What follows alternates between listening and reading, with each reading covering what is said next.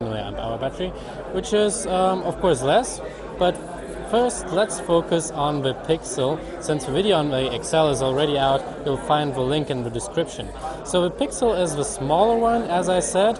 The display is still really nice. So this is an AMOLED panel with some really wide viewing angles, as you can see.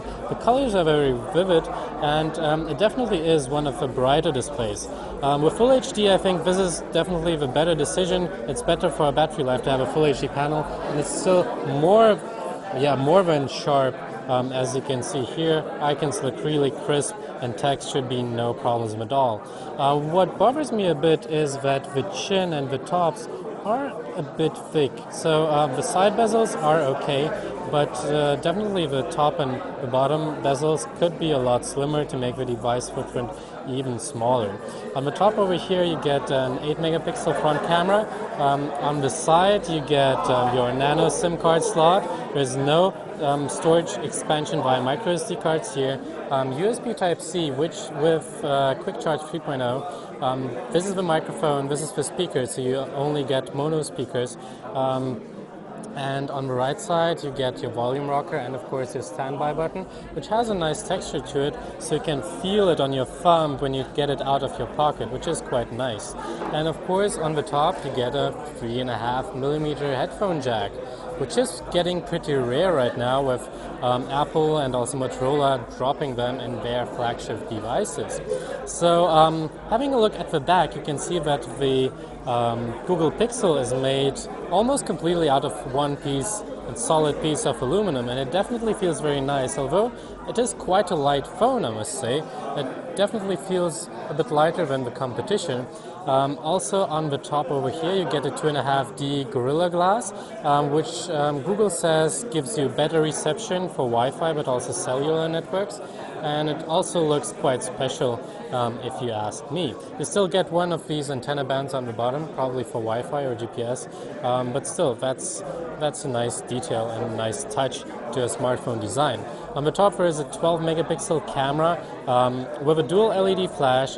The camera has an aperture of f2.0, which is actually in the mid-range right now. The Galaxy S7 has an f1.7 aperture, the iPhone f1.8, so it's okay. Pixel size though is quite nice. 1.55 microns is actually quite a large pixel size, so it should get some decent low light performance, although it doesn't have an optical image stabilization, but it does have digital stabilization for video. Now let's have a further demonstration of the Google Pixel, the smaller one of the two brothers.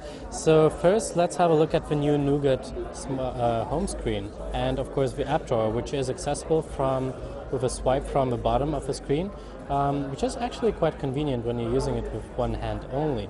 Also what's new is on the top left corner you get a Google symbol, which is your Google search bar. Of course you can also make a voice search, but you can also type if you want. What's also interesting is you can long press the app icons on the home screen to get a quick toggle, for example to your featured videos, or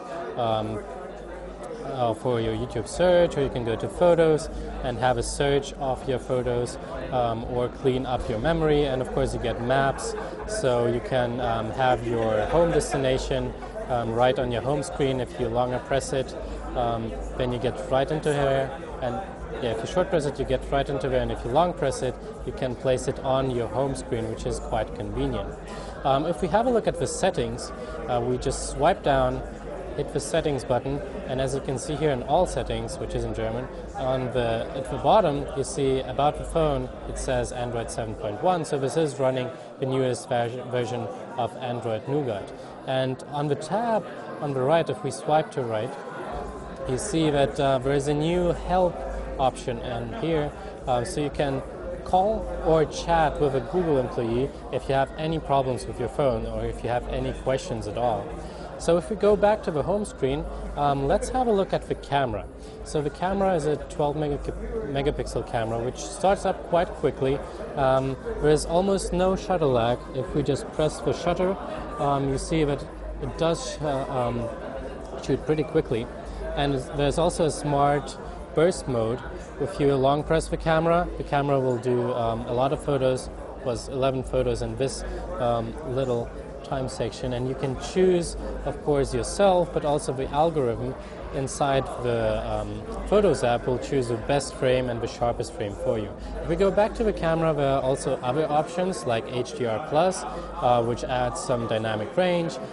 It is automatically on, but you can turn it off as well. And what is also nice, if you tap in the middle of the screen on the right side, you will get a exposure compensation level. So you can set your exposure compensation by hand manually, which is quite nice since the Nexus 6P didn't have it with Marshmallow. It just got it right now, and the Pixel has it out of the box, so that's quite nice. For the end, let's go to the gallery and have a look at the photos which were shot with the Pixel. So the photo benchmarking site DxOMark said that they give this the highest rating for a phone, which is 89 points. And as you can see here, the Pixel definitely proves that it can shoot really beautiful photos. But of course, we will have to see in our full review if it lives up to the standards of other cameras like the Galaxy S7 or the iPhone 7. Although, of course, in the benchmark it is a bit better. But the footage we see over here definitely looks nice and very crisp. So this is the Google Pixel, which is retailing soon for, I guess it's $649 US for the 32 gigabyte version, and the 128 gigabyte version will cost, of course, more. Performance looks good with a Snapdragon 821, 4 gigs of RAM. I think this definitely is a breeze, although I think it's a bit on the, more expensive side of all the Android phones which were presented now. But it definitely is one of the more interesting phones with all the Android Nougat and other updates coming out like straight on this device. So if you like this video, give us a thumbs up, and of course let us know in the comments what you think about the Pixel and the Pixel XL.